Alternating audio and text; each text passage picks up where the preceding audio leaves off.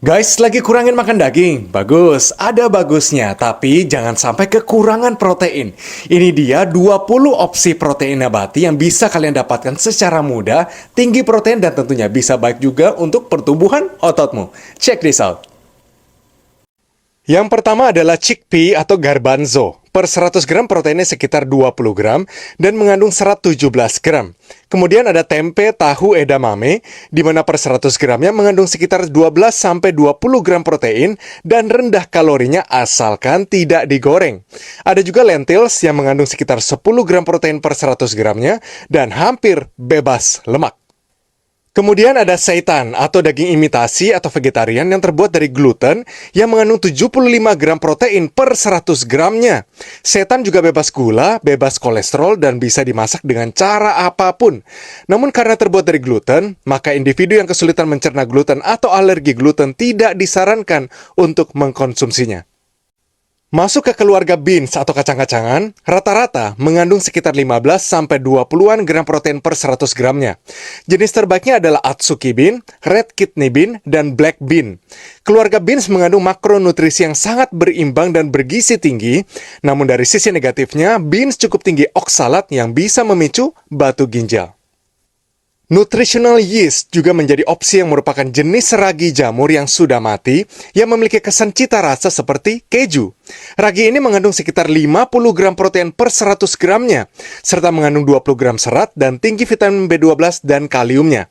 Namun ragi ini tinggi purin, sehingga harus dihindari penderita asam urat dan batu ginjal. Masuk ke kategori ancient grain seperti spelt, teff, sorghum, barley, farro, acorn, dan lain-lain yang merupakan jenis pseudo cereals atau biji-bijian yang dikonsumsi layaknya gandum-ganduman. Mayoritas jenisnya gluten-free dan mengandung sekitar 10 gram protein per 100 gramnya. Karena nutrisinya cukup tinggi, mereka bisa dijadikan pengganti nasi putih. Selanjutnya ada hemp seed yang juga kerap dibuat sebagai sumber vegan protein powder. Per 100 gramnya mengandung sekitar 20 gram protein.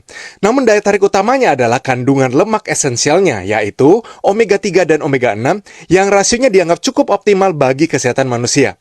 Teksturnya cukup creamy sehingga cocok untuk di blender atau ditabur. Spirulina yang merupakan ganggang laut dan mengandung 57 gram protein per 100 gramnya.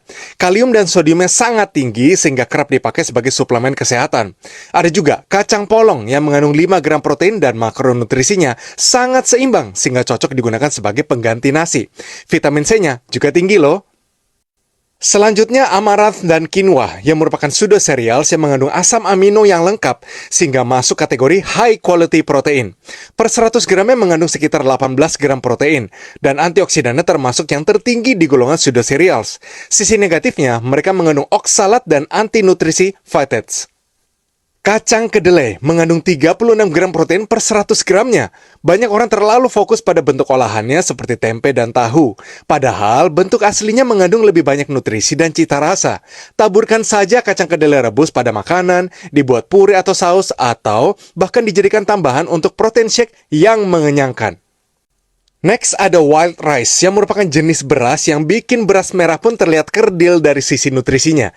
Kandungan proteinnya sekitar 15-20 gram per 100 gramnya.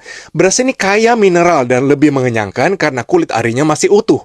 Namun karena tinggi arseniknya, pastikan dicuci rendam sebelum ditanak dengan takaran air 1:2,5.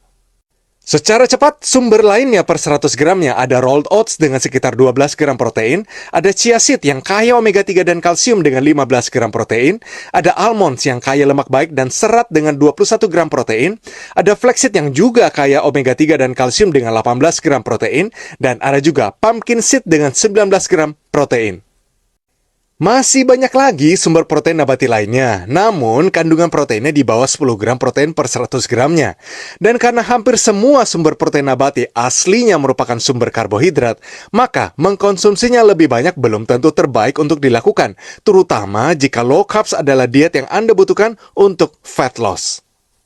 Namun secara garis besar, mengurangi konsumsi produk hewani terutama di zaman sekarang adalah hal yang baik untuk dilakukan, terutama untuk kesehatan jangka panjang. Dan selama hidup Anda aktif berolahraga dan bekerja, maka tambahan karbohidrat dari sumber protein nabati tidak perlu ditakutkan, apalagi sumber nabati kaya akan serat yang mengenyangkan.